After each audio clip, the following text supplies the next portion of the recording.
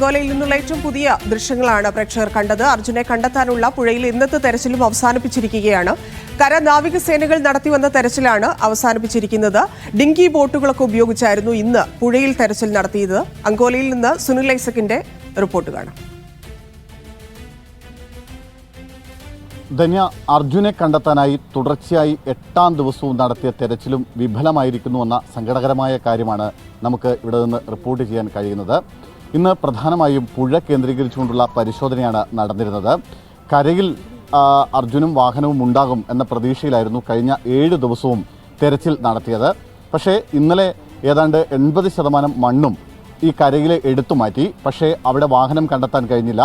ഇതേ തുടർന്ന് വാഹനം പുഴയിലേക്ക് പോയിട്ടുണ്ടാകുമെന്നൊരു നിഗമനത്തിലേക്ക് ജില്ലാ ഭരണകൂടവും രക്ഷാപ്രവർത്തകരും എത്തിച്ചേരുകയായിരുന്നു. ഇതേ തുടർന്നാണ് ഇന്ന് പുഴയിലേക്ക് പരിശോധന വ്യാപിപ്പിക്കാനുള്ള ഒരു തീരുമാനം ഉണ്ടാവുന്നത്. നേരത്തെ ഈ രക്ഷാ ദൗത്യത്തിൽ പങ്കാളികളായ കുറേ സന്നദ്ധ പ്രവർത്തകരുണ്ടായിരുന്നു. അവരെയൊക്കെ ഇന്ന് പൂർണ്ണമായും ഒഴിവാക്കി. അതിനുശേഷം മിലിറ്ററിയുടെ, കരസേനയുടെയും നാവികസേനയുടെയും സംയുക്തമായ തെരച്ചിലാണ് ഇന്ന് പുഴയിൽ നടത്താൻ ഉദ്ദേശിച്ചിരുന്നത്. അത് പക്ഷേ പൂർണ്ണമായും ഫലപ്രദമായില്ല എന്ന് വേണം ഇന്ന് നമുക്കിവിടെ നിന്ന് റിപ്പോർട്ട് ചെയ്യുമ്പോൾ പറയാൻ കഴിയുന്നത്. അതിൻ്റെ ഒരു പ്രധാനപ്പെട്ട ഒരു കാരണം എന്ന് പറയുന്നത് ഇന്നത്തെ കാലാവസ്ഥ വളരെ പ്രതികൂലമായിരുന്നു. ഇന്നലെ രാത്രി മുഴുവൻ തുടർച്ചയായി കനത്ത മഴ പെയ്തു. ഇതേ തുടർന്ന് ഈ ഗംഗാവലി പുഴയിൽ വലിയ തോതിൽ വെള്ളം കുതിച്ചെത്തുന്ന ഒരു സാഹചര്യമുണ്ടായി. രാവിലെ 9 മണി വരെയും മഴയായിരുന്നു. അതിനുശേഷം വളരെ കുറച്ച് സമയം, എനിക്ക് തോന്നുന്നത് ഒരു 1-2 മണിക്കൂർ മാത്രമാണ് പുഴയിൽ പരിശോധന നടത്താൻ കഴിഞ്ഞത്. പുഴയിൽ 2 സംഘങ്ങളായി തിരിഞ്ഞിട്ടാണ് നാവികസേനയും കരസേനയുടെ 60 അംഗ സംഘവും പരിശോധന നടത്തിയത്. അതിൽ കരസേന അവരുടെ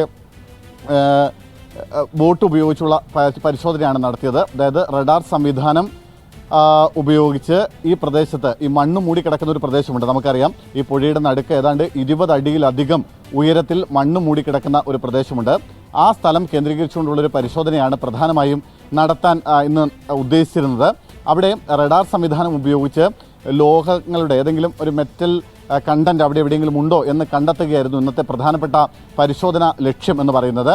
അവർ ഏതാണ്ട് 18 അടി വരെ താഴ്ചയിൽ ഈ ലോഹ കണ്ടന്റ് കണ്ടെത്താൻ കഴിയുന്ന മെറ്റൽ ഡിറ്റക്ടർ ഉപയോഗിച്ചുകൊണ്ടായിരുന്നു ഇന്ന് പ്രധാനമായും പരിശോധന നടത്തിയത്. പക്ഷേ ആ ഭാഗത്ത് അധികം സമയം അവർക്ക് ഈ പരിശോധന തുടരാൻ കഴിഞ്ഞില്ല. കാരണം ഇവർക്ക് അവിടേക്ക് എത്തപ്പെടാൻ ഒരുപക്ഷെ വലിയ തോതിൽ കുതിച്ചുയരുന്ന വെള്ളം, അതുകൊണ്ട് തന്നെ ആ പരിശോധന അധികം നേരം മുന്നോട്ട് കൊണ്ടുപോകാൻ സാധിക്കാത്ത ഒരു സാഹചര്യം ഇന്നുണ്ടായി. അതേ തുടർന്ന് ഏതാണ്ട് 5 മണിയോടുകൂടി പരിശോധന അവസാനിപ്പിച്ച് കരസേന സംഘം മടങ്ങുകയാണ് ചെയ്തത്. മാത്രമല്ല, ഇന്നൊരു നിരാശാജനകമായ മറ്റൊരു കാര്യമെന്ന് പറയുന്നത് ഏതെങ്കിലും ഒരു മെറ്റൽ കണ്ടന്റ് അല്ലെങ്കിൽ ഏതെങ്കിലും അത്തരത്തിലുള്ള ഒരു സിഗ്നൽ റഡാറിൽ നിന്ന് ഇന്ന് ലഭിച്ചില്ല എന്നതും ഏറ്റവും നിരാശാജനകമായ ഒരു കാര്യം തന്നെയാണ്.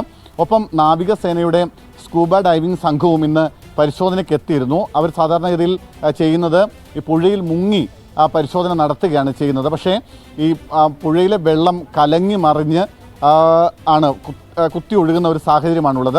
അതുകൊണ്ട് തന്നെ ആ പരിശോധനയും അധിക സമയം അവർക്ക് മുന്നോട്ട് കൊണ്ടുപോകാൻ സാധിക്കാത്ത സാഹചര്യമുണ്ടായി. അതുകൊണ്ട് അവരും കനത്ത മഴയെ തുടർന്ന് പരിശോധന ഏതാണ്ട് പാതി വഴിയിൽ അവസാനിപ്പിച്ച് മടങ്ങുന്ന ഒരു സാഹചര്യമാണ് ഇന്നിവിടെ നിന്നുണ്ടായത്. സ്വാഭാവികമായും ഇന്ന് പുഴയിൽ നടത്തുന്ന പരിശോധനയിൽ വലിയ തോതിലുള്ള പ്രതീക്ഷ ഒരു നാട് മുഴുവൻ പ്രതീക്ഷ വെച്ചിരുന്നു. പക്ഷേ അത് നിരാശാജനകമാകുന്ന ഒരു സാഹചര്യത്തിലേക്കാണ്, അങ്ങനെ ഒരു അവസ്ഥയിലേക്കാണ് ഇന്ന് കാര്യങ്ങൾ എത്തിയതെന്ന് പറയാതിരിക്കാൻ നമുക്ക് ആവില്ല. അതിനിടയിൽ നമുക്ക് പറയേണ്ട ഒരു കാര്യം, ഇന്ന് രാവിലെ 7 മണിയോടുകൂടി ഈ സംഭവം ദുരന്തം നടന്ന സ്ഥലത്ത് നിന്ന് ഏതാണ്ട് 5 കിലോമീറ്റർ അകലെ നിന്നായി, അതായത് ഗംഗൈഹൊള്ള എന്ന് പറയുന്ന ഒരു സ്ഥലത്ത് നിന്ന് കരക്കടിഞ്ഞ നിലയിൽ ഒരു 51 വയസ്സുള്ള സ്ത്രീയുടെ മൃതദേഹം ലഭിച്ചിരുന്നു. ആ മൃതദേഹം അവിടെ ഈ വെള്ളം കുതിച്ചുയർന്ന വന്ന സമയത്ത് 7 വീടുകൾ, ആ പരിസരത്തെ 7 വീടുകൾ പൂർണ്ണമായും ഒലിച്ചുപോയി. അതിലെ ഒരു വീട്ടിലെ സ്ത്രീയായ ഹന്നു സമ്മന്ത് ഗൗഡ എന്ന് പറയുന്ന 51 വയസ്സുള്ള സ്ത്രീയുടെ മൃതദേഹമാണിന്ന് ലഭിച്ചത്. മൃതദേഹം അവിടെ നിന്ന് ആശുപത്രിയിൽ എത്തിച്ച് പോസ്റ്റ്മോർട്ടം നടപടികൾക്ക് ശേഷം ഉച്ചയ്ക്ക് ശേഷം വീട്ടുവളപ്പിൽ തന്നെ സംസ്കരിക്കുകയും ചെയ്തു. എന്തായാലും നാളെ തെരച്ചിൽ വീണ്ടും പുനരാരംഭിക്കും. അതായത് രാവിലെ 7:30 മണിയോടുകൂടി തന്നെ വീണ്ടും തെരച്ചിൽ തുടരാനാണ് ഇപ്പോൾ കര നാവികസേനകളുടെ തീരുമാനം. സുനിൽ പറഞ്ഞതാണ് അങ്കോലയിൽ നിന്നുള്ള ഏറ്റവും പുതിയ വിവരങ്ങൾ. ഇന്നത്തെ തെരച്ചിലും ഫലം കാണാത്ത സാഹചര്യത്തിൽ നാളെ കൂടുതൽ യന്ത്രങ്ങൾ എത്തിച്ച് തെരച്ചിൽ നടത്താനാണ് പദ്ധതിയിട്ടിരിക്കുന്നത്. നമുക്കൊന്ന് വിശദമായി സ്ഥലവും ഇപ്പോഴത്തെ സാഹചര്യവും ഒക്കെ പരിശോധിക്കാം. ഈ അപകടം നടക്കുന്ന സമയത്ത് എങ്ങനെയായിരുന്നു അങ്കോല ഉണ്ടായിരുന്നത് എന്നുള്ളതാണ് നമ്മൾ കാണുന്നത്. അപകടത്തിന് മുമ്പ് അങ്കോല എങ്ങനെയായിരുന്നു ഉണ്ടായിരുന്നത്? ഈ NH66-ൽ ഏറ്റവും ബുദ്ധിമുട്ട് നിർമ്മിക്കാൻ ഏറ്റവും ബുദ്ധിമുട്ടുണ്ടായിരുന്ന ഭാഗം എന്നാണ് വിദഗ്ധർ പോലും ഈ ഭാഗത്തിനെ അടയാളപ്പെടുത്തുന്നത്. ഇതൊരു ചെങ്കുത്തായ മലനിരയാണ്. ഉറപ്പുള്ള പാറയുടെ സാന്നിധ്യം പൊതുവെ കുറഞ്ഞ, അതായത് വെള്ളപ്പാറകൾ അത് ഇത്തരത്തിൽ ചെമ്മണ്ണിൽ പൊതിഞ്ഞു കിടക്കുകയായിരുന്നു. ഈ പ്രദേശം മുഴുവൻ അങ്ങനെയാണ് എന്നാണ് പലരും പറയുന്നത്. പ്രത്യേകിച്ച് ഈ NHന്റെ വർക്കുമായി ബന്ധപ്പെട്ടൊക്കെ ഉണ്ടായിരുന്ന ആളുകൾ അഭിപ്രായപ്പെടുന്നത് അത്തരത്തിലൊരു സ്ഥലമാണ്. അവിടെയാണ് നമുക്കറിയാം ഏതാണ്ട് 150 മുതൽ, അതായത് 485 വരെ വിസ്തൃതിയിൽ പല ഭാഗത്തായിട്ട് ഒഴുകുന്ന ഈ ഗംഗാവലി, ഇതിന്റെ തൊട്ട് താഴെയാണ് ഈ നദി ഒഴുകുന്നത്. 2 റോഡുകളായി പിന്നീട് ഇതിനെ മാറ്റി എന്നുള്ളതാണ്. ആദ്യം ഒരു റോഡ് മാത്രമാണ് ഉണ്ടായിരുന്നത്. നമ്മൾ ഈ ദൃശ്യത്തിൽ കാണുന്നത് പോലെ ആദ്യത്തെ ആ റോഡ് രണ്ടാമതായി വരുമ്പോൾ രണ്ടാമത്തെ ചിത്രത്തിൽ നമുക്കത് കാണാൻ സാധിക്കും. 2 റോഡുകളായി ഇത് മാറുന്നുണ്ടായിരുന്നു. അതായത് വാഹനം പാർക്ക് ചെയ്യാൻ ആളുകൾ എടുത്തിരുന്നത് പുതിയ റോഡ് നിർമ്മിച്ച ആ സ്ഥലത്തായിരുന്നു. അവിടെയാണ് സാധാരണ ഇതുവഴി പാസ് ചെയ്യുന്ന യാത്രക്കാരും മറ്റ് ഈ ലോഡുമായി പോകുന്ന ആളുകളുമൊക്കെ വാഹനം പാർക്ക് ചെയ്യുന്ന സ്ഥലമാണ് ഇപ്പോൾ നമ്മൾ പോയിന്റ് ചെയ്ത് കാണിച്ചിരിക്കുന്നത്. അത് ആദ്യത്തെ മലയോട് ചേർന്നുള്ള റോഡിനടുത്തായിട്ടാണ് വാഹനങ്ങൾ പാർക്ക് ചെയ്തിരുന്നത്.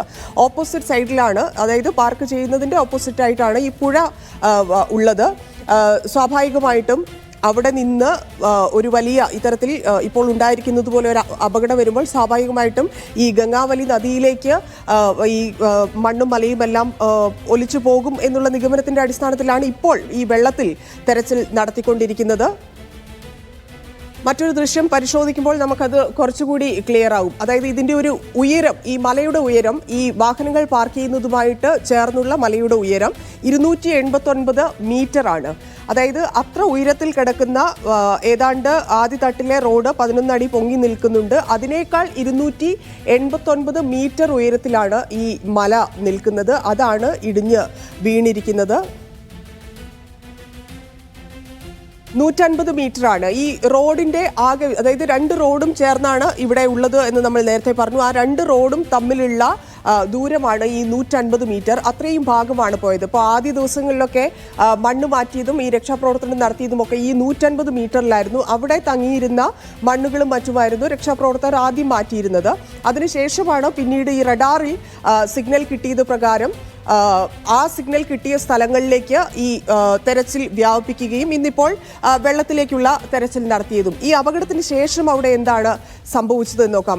നേരത്തെ ഞാൻ പറഞ്ഞു ഈ നദിയുടെ വീതി 209 മീറ്റർ ആയിരുന്നു ഈ അപകടം നടക്കുമ്പോൾ ഉണ്ടായിരുന്നു. പക്ഷേ കഴിഞ്ഞ 3-4 ആഴ്ചയായി വലിയ മഴയും കാലാവസ്ഥ വളരെ മോശമായ ഒരു സാഹചര്യമാണ് ആ ഭാഗങ്ങളിലുള്ളത്. അതുകൊണ്ട് തന്നെ ഈ അപകടം നടക്കുന്ന സമയത്ത് നദിയുടെ വീതി 250 മീറ്റർ ആയിരുന്നില്ല. 250-ൽ നിന്ന് അത് 250-ലധികം മീറ്ററിലേക്ക് മാറുകയായിരുന്നു. അങ്ങനെ ആ നദിയുടെ വീതി കൂട്ടിയത് ഇന്നിപ്പോൾ നമ്മൾ കണ്ട ഒരു സ്ത്രീയുടെ അടക്കം മൃതദേഹം നമ്മൾക്ക് അവിടെ നിന്ന് ലഭിച്ചു. അത് പുഴയുടെ ഓപ്പോസിറ്റുള്ള ആ ഭാഗത്ത് താമസിക്കുന്ന ആളുകളുടെ മൃതദേഹമാണ് ലഭിച്ചത്. ഈ അപകട സമയത്ത് 250 മീറ്റർ വീതിയിൽ ഒഴുക്കുണ്ടായിരുന്നു. പക്ഷേ അതിനുശേഷം അത് വീണ്ടും കൂടി എന്നൊക്കെയുള്ള വിവരങ്ങളാണ് നമുക്ക് ലഭിച്ചുകൊണ്ടിരിക്കുന്നത്. അപ്പോൾ സ്വാഭാവികമായിട്ടും ഇത്രയധികം വലിയ കല്ലും മണ്ണും ഒക്കെ ഒലിച്ചു വരുമ്പോൾ ഓപ്പോസിറ്റ് താമസിക്കുന്നവരിലേക്ക് വെള്ളം കയറിയതും അതുകൊണ്ടായിരിക്കും എന്നാണ് ഈ കണക്കുകൾ നമുക്ക് വ്യക്തമാക്കി തരുന്നത്.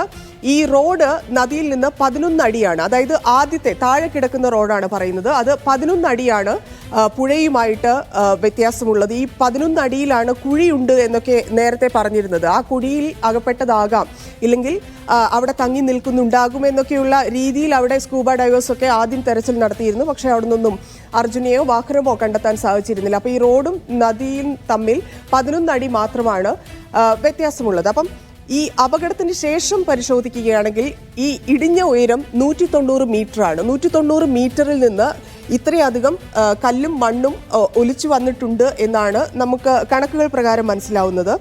ഇത്രയും പൊക്കത്തിൽ ഏതാണ്ട് ആ ചെരുവിൽ, ആ ചെങ്കുത്തായ ചെരുവ് മുഴുവനായി ഇടിഞ്ഞു വന്നു. അപ്പോൾ ആദ്യ ദിവസങ്ങളിൽ ഇവിടെ രക്ഷാപ്രവർത്തനം നടത്താതിരുന്നതിൻ്റെ പ്രധാന കാരണമായിട്ട് ഈ രക്ഷാപ്രവർത്തകർ പറഞ്ഞിരുന്നത് ഒന്ന് കാലാവസ്ഥയാണ്, കാലാവസ്ഥ വളരെ മോശമായിരുന്നു. 2 ഇനിയും ആ ഭാഗത്തു നിന്നുള്ള മണ്ണെടുത്തു കഴിഞ്ഞാൽ മുകളിൽ ബാക്കിയുള്ള മല കൂടി ഇടിഞ്ഞ് താഴേക്ക് വരും എന്നുള്ള ആശങ്ക കൊണ്ട്. അപ്പം സ്വാഭാവികമായിട്ടും അവരും മനുഷ്യന്മാരാണ്. അപ്പം അവരെ സംബന്ധിച്ച് വലിയ ആശങ്ക നിലനിൽക്കുന്നുണ്ടായിരുന്നു. കാലാവസ്ഥ മോശമായതുകൊണ്ടും ഇത് കുതിർന്നു കിടക്കുന്ന മണ്ണായതുകൊണ്ടും അത് വീണ്ടും ഇടിയാനുള്ള സാധ്യതയുണ്ട് എന്ന് കരുതിയിട്ടാണ് ഈ ഇടിഞ്ഞ സ്ഥലത്ത് ആ സമയത്ത് വീണ്ടും തെരച്ചിൽ നടത്താതിരുന്നത്. പിന്നീടാണ് തെരച്ചിലേക്ക് കടക്കുന്നത്. അപ്പം റോഡിന്റെ ഏതാണ്ട് 1/2 കിലോമീറ്റർ നീളത്തിൽ ഈ മണ്ണും ചെളിയും നിന്നിരുന്നു. അത് റോഡായിരുന്നു. റോഡ് ഏകദേശം മണ്ണെല്ലാം മാറ്റിയതിന് ശേഷമാണ് ഈ റഡാർ ഉപയോഗിച്ചുള്ള പരിശോധനയെല്ലാം നടത്തിയിരുന്നത്.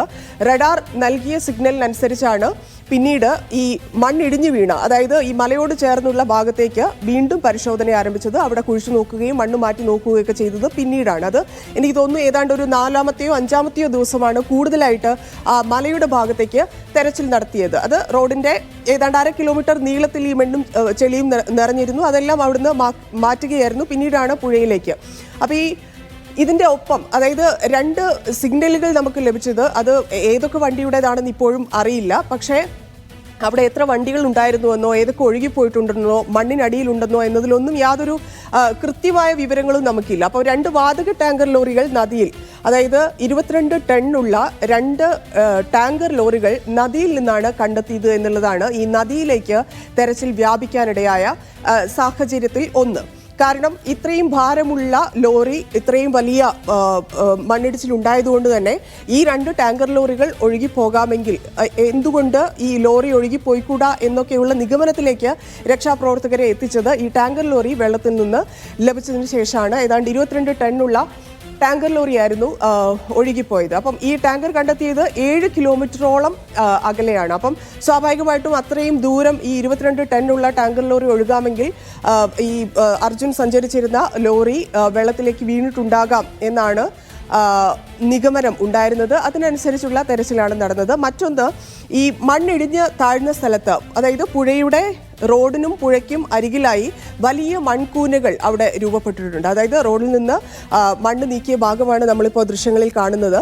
ഈ മണ്ണ് നീക്കിയ ഭാഗത്തിനും ശേഷം ആ ഇടിഞ്ഞ ഭാഗം നിങ്ങൾക്ക് കാണാൻ സാധിക്കുന്നുണ്ടാവും. അതിനുശേഷം പുഴയോട് ചേർന്നുകൊണ്ട് മൺകൂനകൾ പുഴയ്ക്കുള്ളിലും രൂപപ്പെട്ടു എന്നുള്ളതാണ്. അപ്പം അതിനുള്ളിലേക്ക് ഇപ്പം 5 മീറ്ററോളം പൊക്കത്തിലാണ് ഈ മൺകൂന രൂപപ്പെട്ടിരിക്കുന്നത്. അത്രയധികം മണ്ണും കല്ലും.